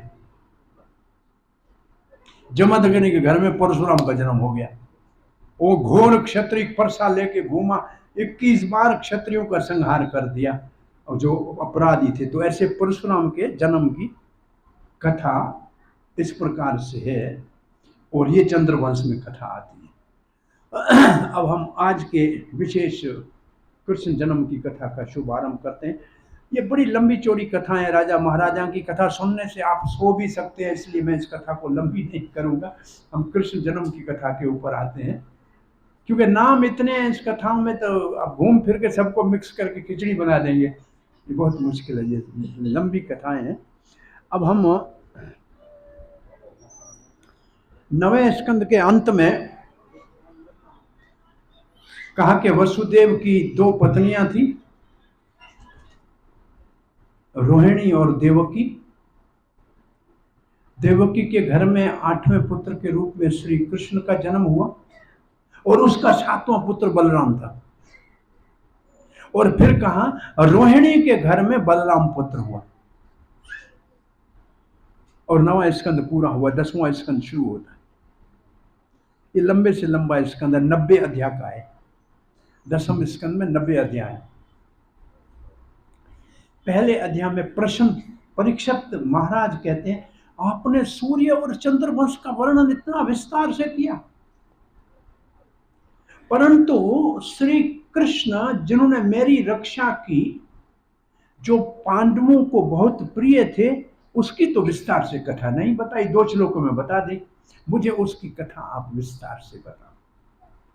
और आपने कहा कि 7वां बेटा देवकी का बलराम, फिर आपने कहा रोहिणी का बेटा बलराम, तो एक ही 2 माताओं का एक पुत्र कैसे हो सकता है? बिना बिना शरीर बदले 2 माता का एक पुत्र कैसे हो गया? और फिर भगवान श्री कृष्ण की और आप जैसा सुनाने वाला मिले। कहते हैं 5वां दिन कथा का था, 4था दिन पूरा हो गया था, तो कहा कि मुझे विस्तार से इनकी कथा बताओ। तो सुखदेव महाराज ने कहा महाराज थोड़ा जलपान कर लीजिए, 5 दिन हो गए हैं, फिर कथा सुनना। बोला नहीं नहीं नहीं, एक दिन प्यास लगी थी, ऋषि का अपमान हो गया था, अब मुझे प्यास नहीं लगी है। कथा का अमृत जो आप ला रहे हैं, बस इससे मैं संतुष्टि नहीं हो रहा हूं, और कथा बताइए और बताइए, आप जैसा कथा बताने वाला मिले। और ये कथा तो अमृत है कानों के लिए, ये भव रोग की औषधि है, ये जन्म मृत्यु से मुक्त करने वाली है। कौन ऐसा मूर्ख होगा जो कथा को छोड़ के और संसार के रस भोग करेगा? अब कथा सुनाइए। बिना भूमिका के सुखदेव महाराज कहते हैं कि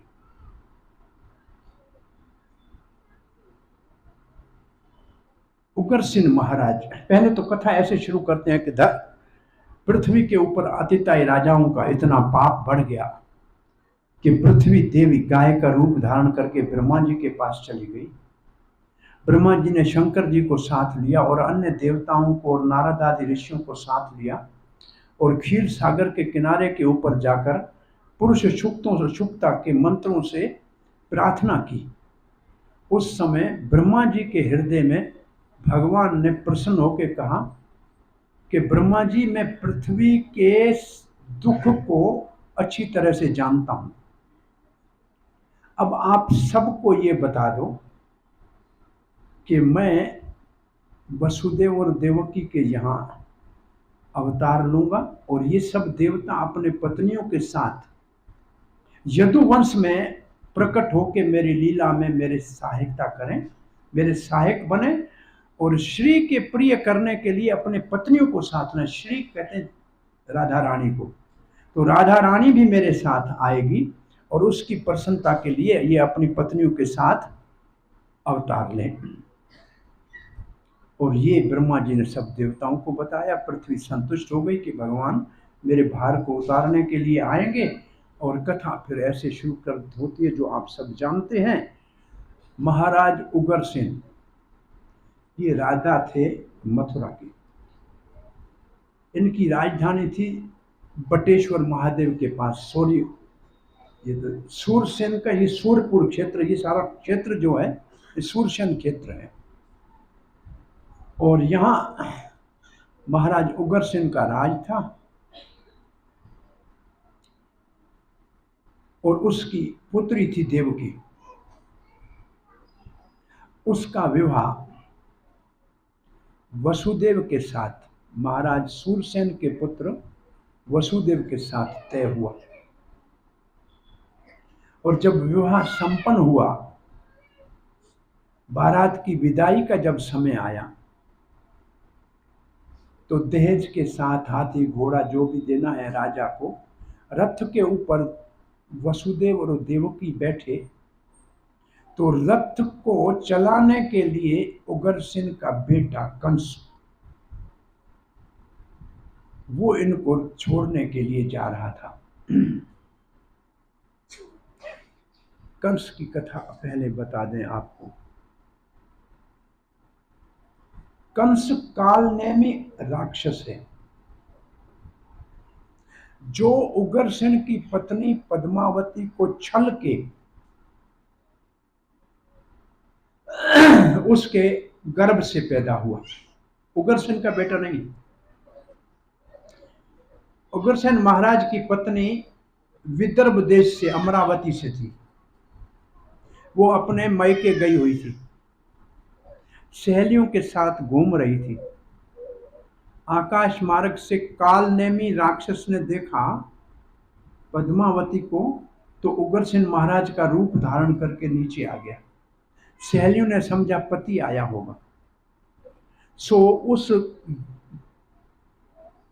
छद्म रूप से कालनेमी ने उग्रसेन के रूप से पद्मावती के घर में कंस कालनेमी राक्षस था जन्म लिया था।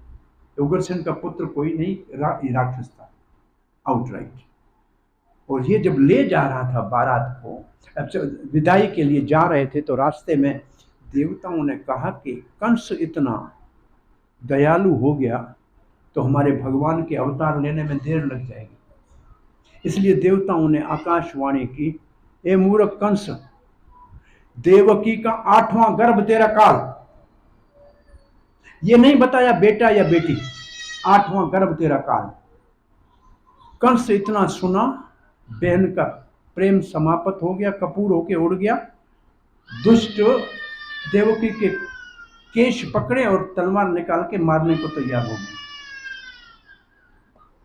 इससे एक बात ये सिद्ध होती है, असुर तब तक आपसे अच्छा व्यवहार करेंगे जब तक उनके वे इच्छा के विरुद्ध आप नहीं जाओगे। उसकी इच्छा के विरुद्ध आपने विचार किया तो एकदम वो आपका दुश्मन बन जाएगा। ये असुर का स्वभाव होता है। अब वसुदेव ने कहा अभी अभी विवाह हुआ है, पति का अर्थ है पत्नी की रक्षा करे। पति शब्द का अर्थ है पात्यते इति पति, जो रक्षा करे, पालन पोषण करे, उसको पति कहते। और पत्नी का अर्थ है पति को पतन से बचाए, पति को गलत मार्ग से जाने से बचाए, पतन से बचाए, उसको पत्नी कहते। तो पति पालन पोषण करने वाला होना चाहिए, धर्मात्मा होना चाहिए। ये पति शब्द जब मैं कहता हूँ इतना अच्छा है, लेकिन जब फल देखता हूँ नाशपति तो मुझे बड़ा दुख होता है कि पति को नाश करने वाली है। नाम क्या रखा है? नाशपति। अरे पति का ही नाश कर देगी। फिर और मैं कभी सोचता हूँ कि चाय वालों ने भी नाम रखा चाय की पत्ती। इसका अर्थ है जिस घर में चाय है वो पत्ती को उबाल के छान के चूस के फेंक देते हैं बाहर। पति बेचारे पति का हुलिया ही बिगाड़। ये पति नाम का ऐसा हाल हो गया, पति रक्षा करने वाला होता है।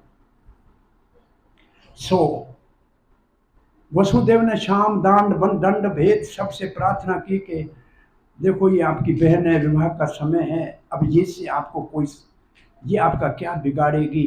देखो मृत्यु और जन्म तो हर एक अपना साथ में लाता है, और आप इतने बड़े कुल के हो और आप अपनी बहन का वध करोगे तो आपका बहुत नाम खराब होगा। लेकिन कंस मानने को तैयार नहीं था। तो वसुदेव ने कहा आपको इस देवकी से तो कोई खतरा नहीं है ना, इसके बच्चों से खतरा है ना। तो मैं आपको वसुदेव वचन देता हूं, इसके संतान सारे जिनसे आपको भय नहीं है वो मैं आपको लाके दे दूंगा। अब तो भाषा संस्कृत में इसका अर्थ ये निकलता है वो सारा इसका संतान आपको दे दूंगा जिससे आपको भय नहीं है। इसका मतलब जिससे भय है वो नहीं दूंगा। ये संस्कृत शब्दों का ऐसा अर्थ है। और कंस को बहुत बड़ा विश्वास था वसुदेव के वचनों के ऊपर। कंस ने छोड़ दिया, जाओ इसके बच्चे दे देना मेरे को, ये अपने घर चले गए सुख से। पहला बालक पैदा हुआ, वसुदेव उस बच्चे को लेकर सीधा कंस के पास आया, बोला महाराज ये पहला बालक हुआ है आपकी बहन का, मैं वचन निभाने आपके पास आया, ले लीजिए। कंस ने कहा पहले से तो हमारे को कोई भय थोड़ी है, 8वें से है ना, ले जाओ। वसुदेव ने कहा इतना बड़ा दयालु कंस कैसे हो गया, कोई बात नहीं, कहता है ले जाओ। तो वापस लौट रहे थे तो नारद जी आके पहुंचे। नारद जी जैसे आए, कंस ने कहा प्रणाम हो देव ऋषि। बोला हे भोज वंश के महाराज कंस, मैं आ रहा था स्वर्ग में, सब देवता यदुवंश में जन्म ले रहे थे, आपके विरुद्ध बहुत बड़ा षड्यंत्र हो रहा था, आपने वसुदेव के बेटे को वापस दे दिया। कंस ने कहा देव ऋषि पहला बेटा था, 8वें से भय है ना। नारद जी ने कहा देखो ये मेरी उंगलियां पड़ी है, गिनो, यहां से शुरू करो, गिनो। बोला 1, ये कितनी हो गई 8। बोला अब यहां से गिनो, तो 8वीं पहली हो गई कि नहीं हो गई, अब इसकी गिनती करो, यहां से करो तो पहली, यहां से करो तो ये पहली। ये विष्णु बहुत बड़ा चालाक है जी, आपको एक भी बच्चा इसका जिंदा नहीं छोड़ना चाहिए। तो क्या नारद देवकी और वसुदेव के बच्चों को मरवाना चाहता है? लगता तो ऐसे ही है ना। और वसुदेव को जेल में डाल दिया, देवकी को जेल में डाल दिया, उनके सामने वो पहला बच्चा ऐसे पत्थर के ऊपर पटक के मारा, उनकी मां के सामने, आंखों के बाप के सामने बच्चे का मार दिया। और ऐसे 5 और बच्चे पैदा हुए और 6 ही 6 मार दिए कंस ने। तो नारद ने तो बहुत बड़ा पाप किया नहीं, वसुदेव देवकी के 6 बच्चों को मरवा दिया, तो नारद ने गलत किया नहीं। नारद जानता था, नारद जानता था कि मरीचि नाम के देवता के 6 पुत्र वो एक बार ब्रह्मा जी के ऊपर हंसे थे, इसलिए उनको असुर बनना पड़ा। और उन असुरों को कंस के बेटे बन के जन्म लेना था और कंस के हाथों से मरने का श्राप था। इसका अर्थ है जो पहले देवकी ने 6 बेटे दिए, जो जन्म दिया, ये 6 बेटे कालनेमी राक्षस के पुत्र थे और इनको कालनेमी के हाथों से मरना था और ये देवकी के माध्यम से आए थे। पुत्र किसके हैं? मरीचि के।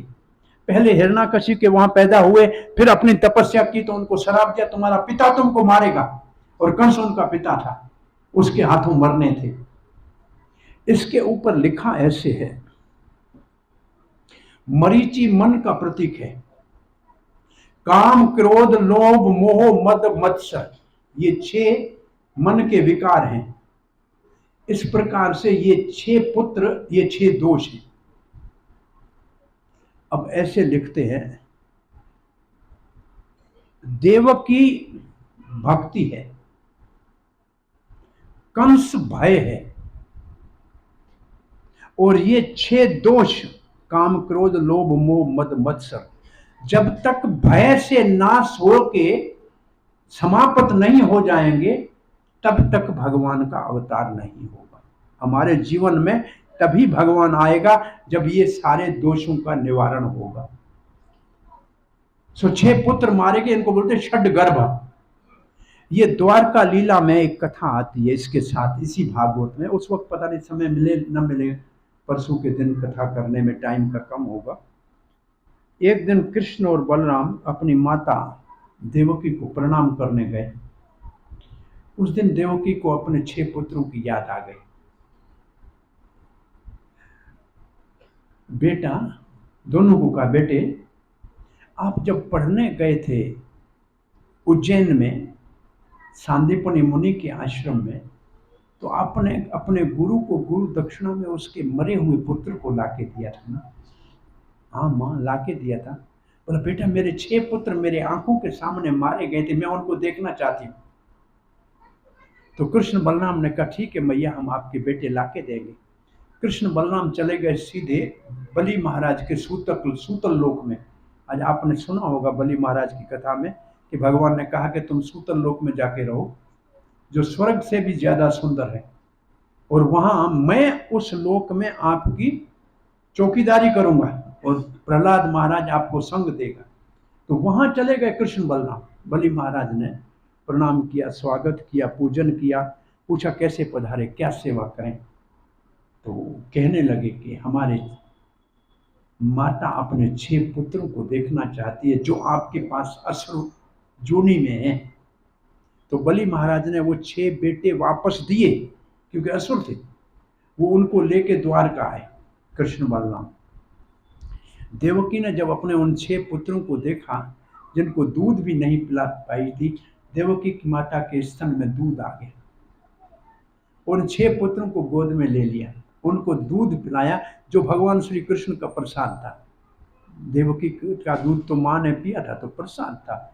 तो वो 6 असुर योनि से मुक्त हुए, तब मुक्त हुए, वापस जाके मरीच के पुत्र हुए, देवता हुए। ये कथा भगवान श्री चैतन्य महाप्रभु ने जगन्नाथपुरी में बताई थी।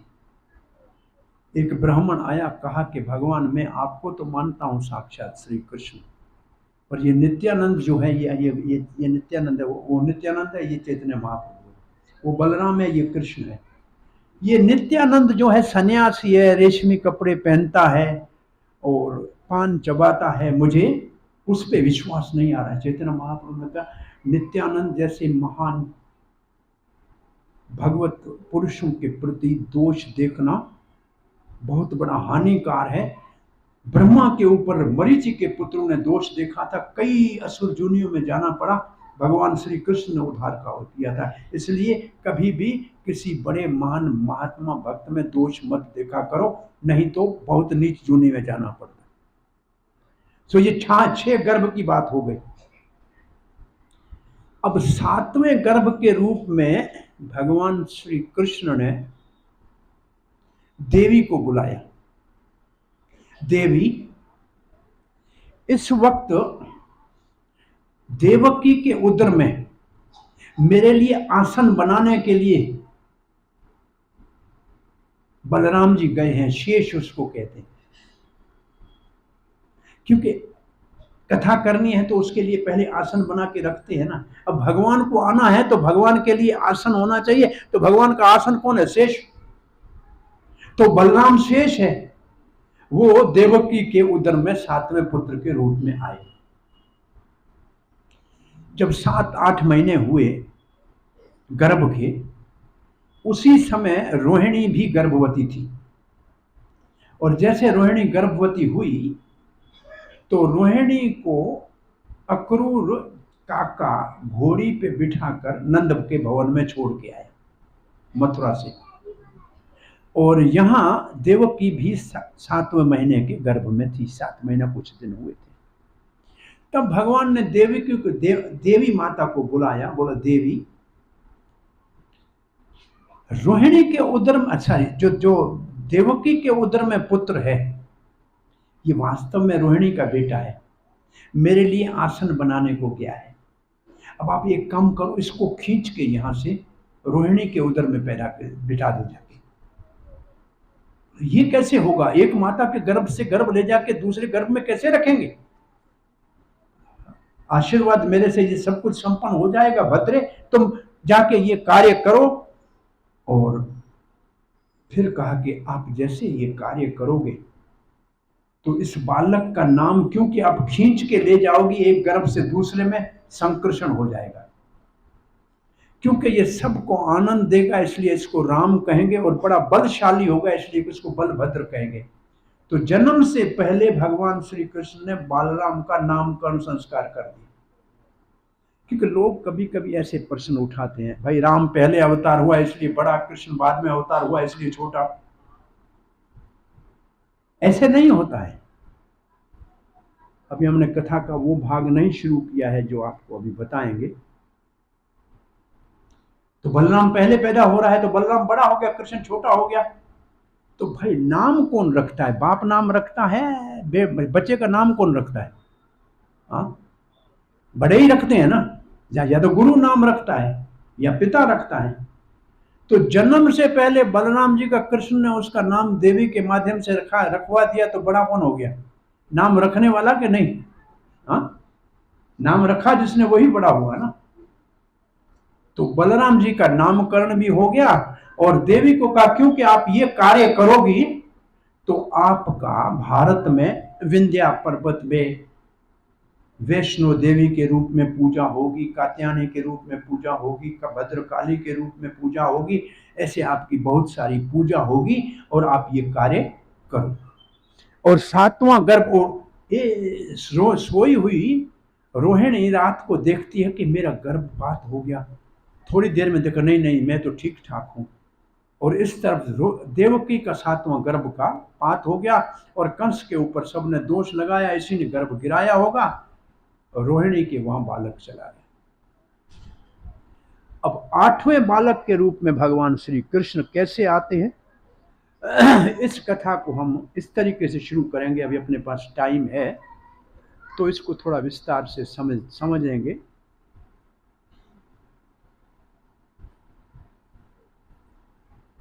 पहले आपको ये याद है कि सूरसेन का बेटा वसुदेव हुआ, और उस तरफ प्रजन्य का बेटे 5 पुत्र हुए। उनमें नंद बाबा बीच का था, 2 बड़े भाई 2 छोटे भाई, नंद, उपनंद, सुनंद, नंदन।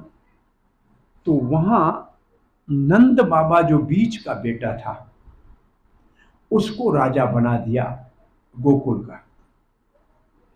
उसका विवाह हुआ सुमुखा गोप की बेटी। उसका जन्म से नाम देवकी था, परंतु वो बहुत सबको यश देती थी इसलिए उसको यशोदा कहते थे। बहुत से नाम एक घर में होता है, दूसरे नाम से उसको जाना जाता है। तो उस गोप जिससे विवाह नंद बाबा का हुआ था, उस कन्या का नाम देवकी था, लेकिन यशोदा के नाम से उसको सब जानते थे। और इस तरफ अभी जो कथा कर रहे हैं, कंस के कारागार में 8वां देवकी के गर्भ में भगवान को आने का समय हो गया।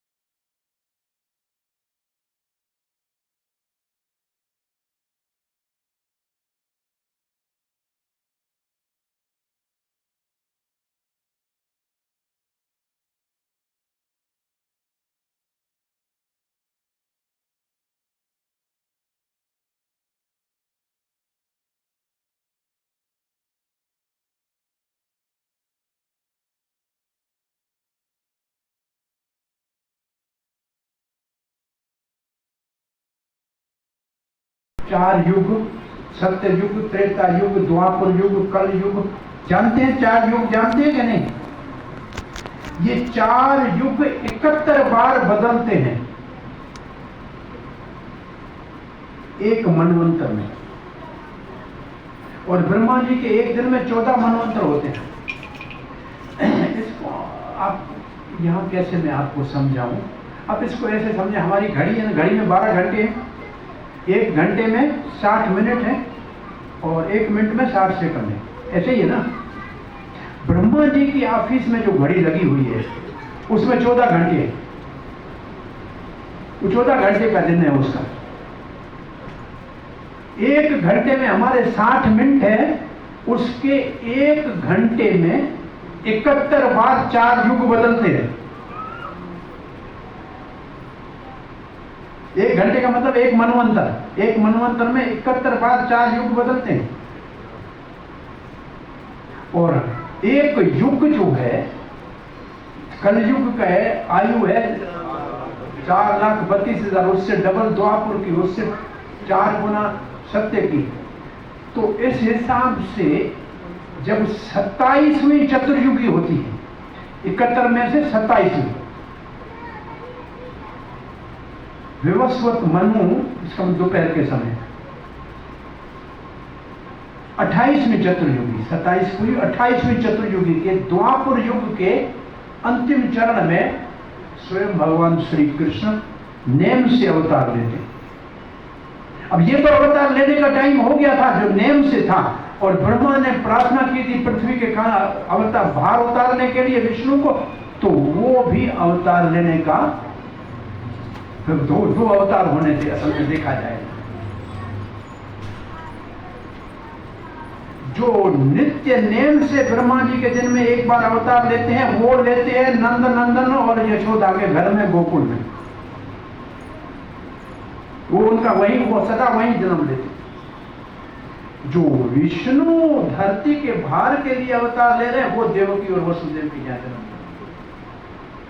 ये बात समझ में आई? ये बात थोड़ी समझ में आई तो आपको क्या कहा मैंने?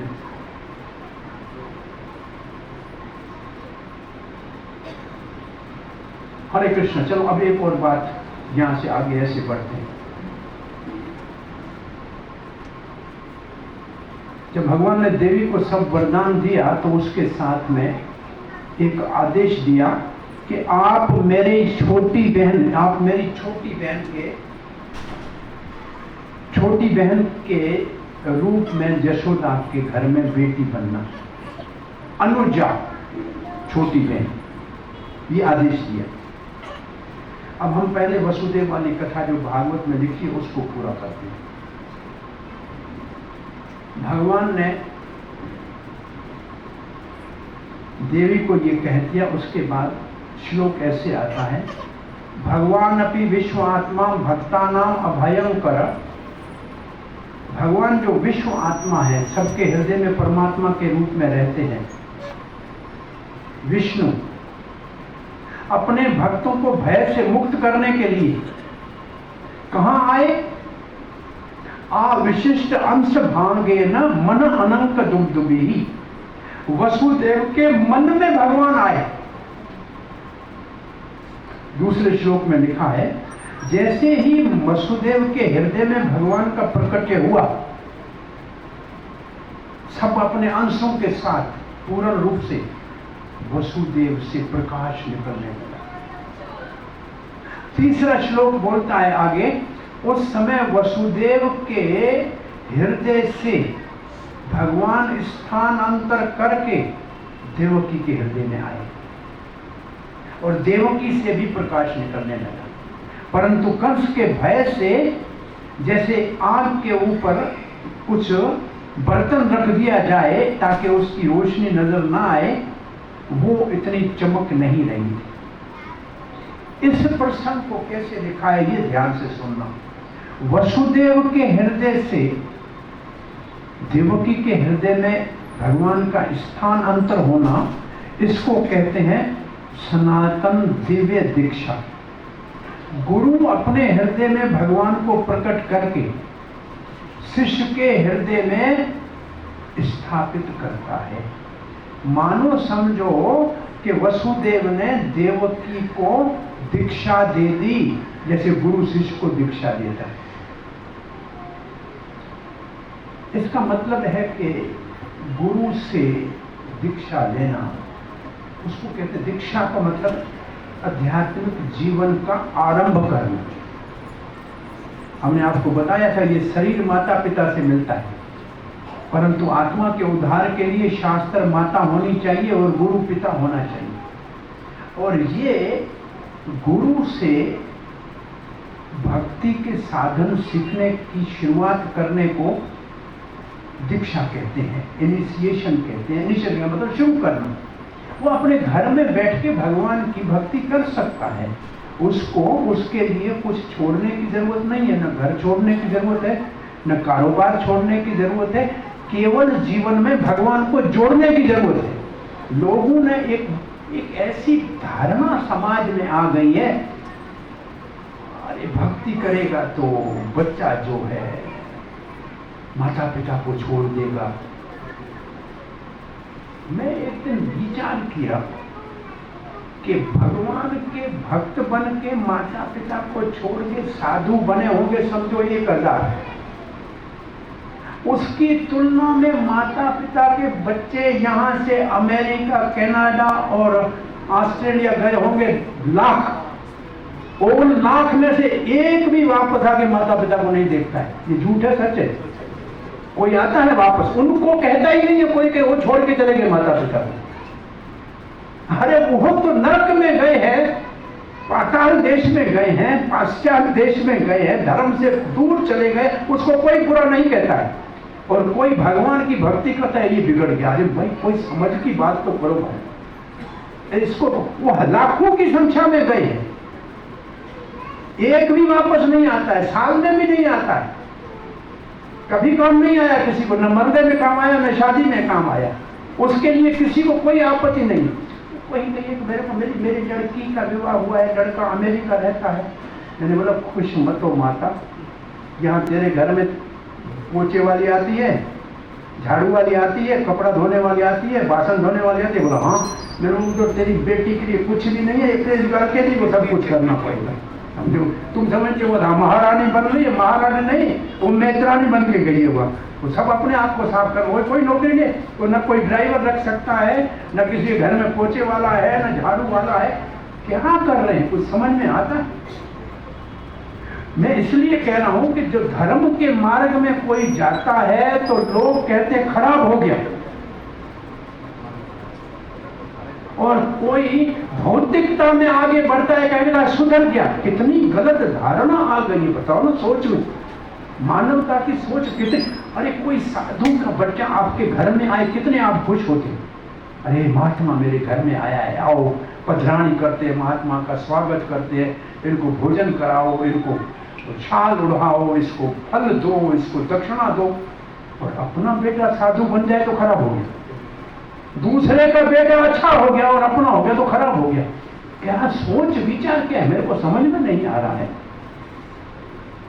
अरे कोई भाग्यशाली होगा जो भगवान की भक्ति करेगा, पुण्य जन्म, कोई पूरे कई जन्मों के पुण्य इकट्ठे होंगे तब कोई ऐसे कर सकता है। लेकिन लोगों की धारणा इतनी बदल गई है, भौतिकता को महान समझते हैं और अध्यात्मकता को बहुत तुच्छ समझते हैं, कम उसका आंकलन करते हैं। ये वास्तव में समाज में, या कहा जाए कि सोसाइटी में, धर्म के पतन की निशानी है, धर्म के गिरने की निशानी है वास्तव में। लेकिन ऐसे भगवत गीता में लिखा है, पहले खुशी मिले हुए और अंत में वो दुखदायी हुए, वो रजोगुण का सुख है, उस सुख से कोई लाभ नहीं। पहले भले कितना भी कड़वा हो लेकिन उसका फल मीठा हो, वो सात्विक है। तो इसलिए ये गलत धारणा है समाज के। मैं एक दूसरी दृष्टि से आपको बताऊं, इसको कहते हैं एक नैरेटिव क्रिएट करना। मैं पासपोर्ट रिन्यू कराने गया जयपुर में, तो मेरे पासपोर्ट में जन्म पाकिस्तान लिखा है। जन्म पाकिस्तान देखा, उसने समझा मैं अछूत हूं, हाथ लगाने से हो सकता है कि उसको बम बन रहा होगा मेरे अंदर। उसका सोच ऐसी हो गई और उसका चेहरा, मैं तो उम्र बड़ा था, बोल बिठा दो बाबा जी को। वो 1 घंटा बैठ के उसकी चकाश करने लगे।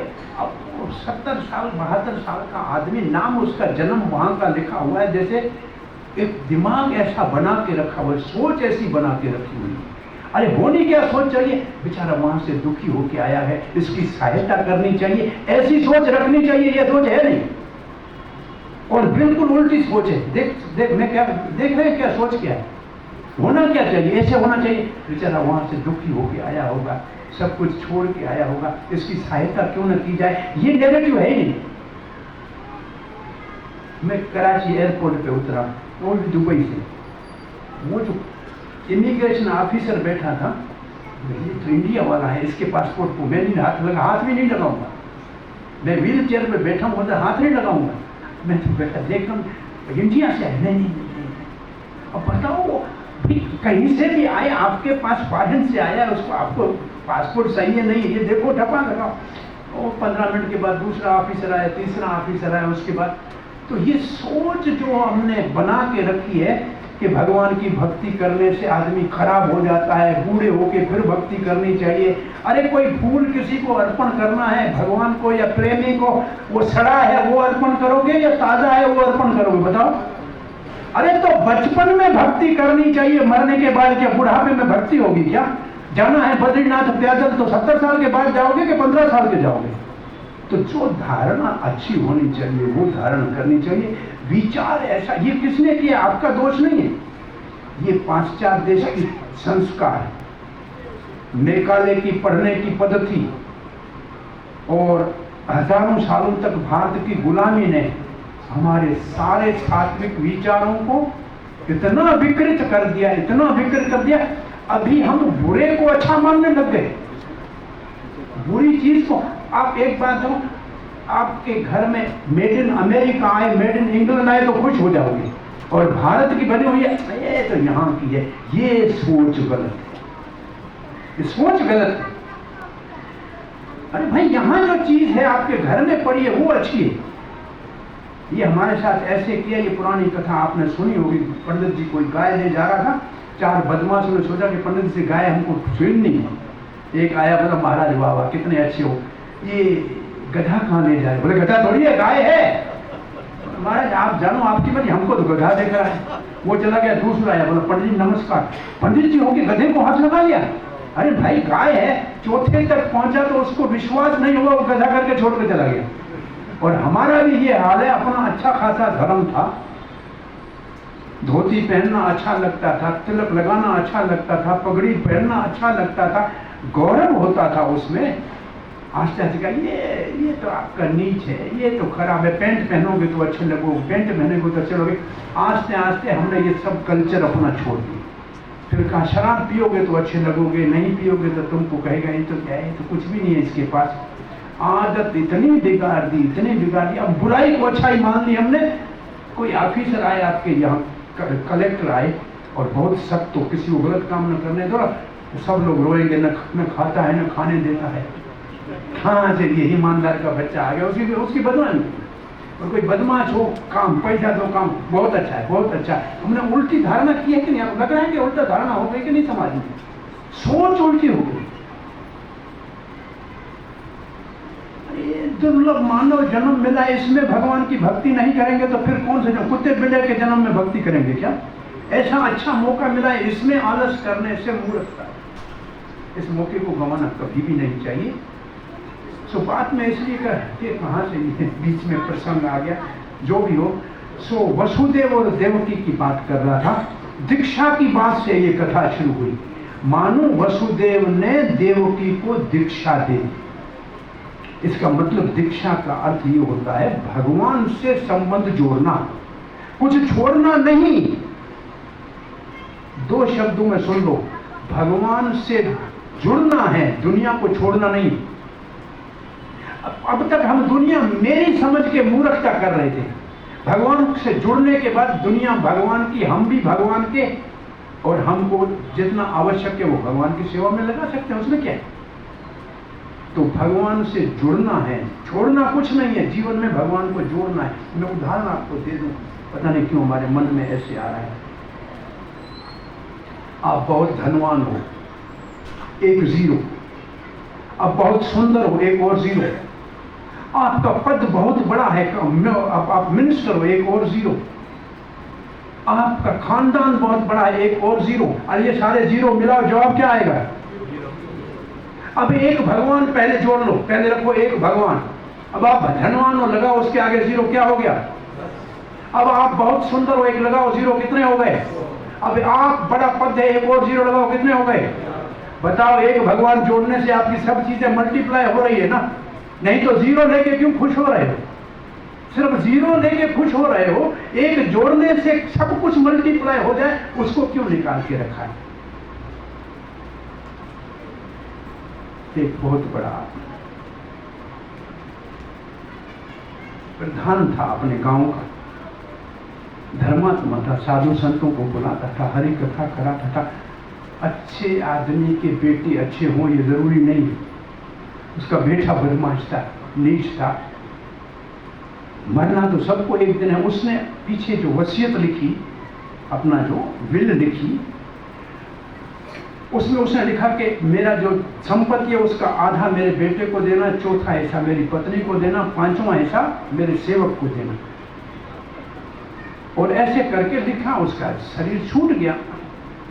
अब संपत्ति बांटने की बात आई, जमीन आधी कर दी, जायदाद आधी कर दी। घर में 19 ऊंट थे।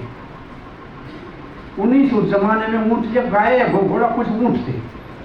अब वो इसको कैसे बांटे? 19 का आधा कैसे करें? एक को काट तो नहीं सकते, चौथा ऐसा कैसे करें, पांचवा क्या? बहुत बड़ी समस्या हो गई। कहा कि कोई महात्मा रहता है पड़ोस में, उसको बुलाओ। उठ के चढ़, वो अपने ऊंट के ऊपर चढ़ के आ गया। आके उधर आया, उसने कहा ये महात्मा अच्छा थे आपके, ये जो मुखी साहब थे बड़े अच्छे थे, प्रधान। बोला महाराज ये वसीयत में एक चीज लिखी हुई है, बाकी सब बंटवारा हो गया, ये ऊंट 19 का बंटवारा नहीं हो रहा। बोला क्या करना है? बोला आधा कर बेटे को देना है, चौथा हिस्सा पत्नी को, पांचवा हिस्सा इसके सेवक को। बोला 19 लाख के ऊँट अब खड़े कर दिए। बोला मैं जिस ऊँट के ऊपर चढ़ के आया था वो इसके साथ खड़ा कर दो। कितने हो गए? 19 और 1 20। बोला इसमें से आधे दे दो इसके बेटे को, कितने हो गए? चौथा हिस्सा दे दो इसकी पत्नी को, कितने हो गए? 5। पांचवा हिस्सा दे दो इसके सेवक को, कितने हो गए? 1 मेरे को वापस देना। आपका हिसाब हो गया कि नहीं हो गया? आपका जीवन 19 ऊंटों वाला है। कभी निर्णय नहीं करोगे जब तक एक नहीं जोड़ोगे। वो साधु कोई देगा, साधु अपना ऊंट खड़ा किया तो हिसाब ठीक हो गया। महात्मा की सेवा करके एक भगवान को अपने जीवन में जोड़ो तो आपके सारे समस्याओं का समाधान हो जाएगा। बिना भगवान के कोई समस्या आपको छोड़ेगी नहीं। हरे कृष्णा कृष्णा कृष्णा कृष्णा हरे हरे, हरे राम राम राम हरे हरे। सो जब देवकी के हृदय में भगवान आ गए, उस समय कंस कारागृह में आया। देवकी इतनी प्रसन्न दिख रही है, चमक रही है। लगता है मेरे को मारने वाला आ गया, मारना चाहिए। अरे स्त्री है, मेरी बहन है, गर्भवती है, मेरे आश्रित है, इसको इस वक्त मारना ठीक नहीं है। ये तो मुझे बड़ा कलंक लग जाएगा। बच्चा पैदा होगा तब देख लूंगा। इसका अर्थ है जिसके हृदय में भगवान आ जाता है, कंस जैसा दुष्ट भी उसका कुछ नहीं बिगाड़ सकता। उसका मन बदल जाएगा। कंस छोड़ के चला गया। और तब भाद्रपद का महीना है, आगे आएगा ना, भाद्रपद का महीना है, अष्टमी की तिथि है, मध्य रात्रि का 12, और मैं समझता हूं बुध का वार है, रोहिणी नक्षत्र है। रोहिणी नक्षत्र है, उस समय भगवान के प्रकट का समय होता है। तब सारे देवता स्तुति करने के लिए आते हैं। शंकर जी आए हैं, ब्रह्मा जी आए हैं, चंद्र, इंद्र, वरुण, नारद, ये सब गर्भ स्तुति करने के लिए आए हैं कि भगवान आपने वचन दिया था अवतार लूंगा, आप आ ही गए। आप सत्य हैं, आपकी बात सत्य है, आप सत्य है, सब सत्य आपके ऊपर टिके हैं। अरे आज अवतार नहीं लें तो भगवान कौन है कौन जानेगा। और आप अवतार लेते हैं तो आपके चरणों की नाव बना के भवसागर को पार हो जाते हैं।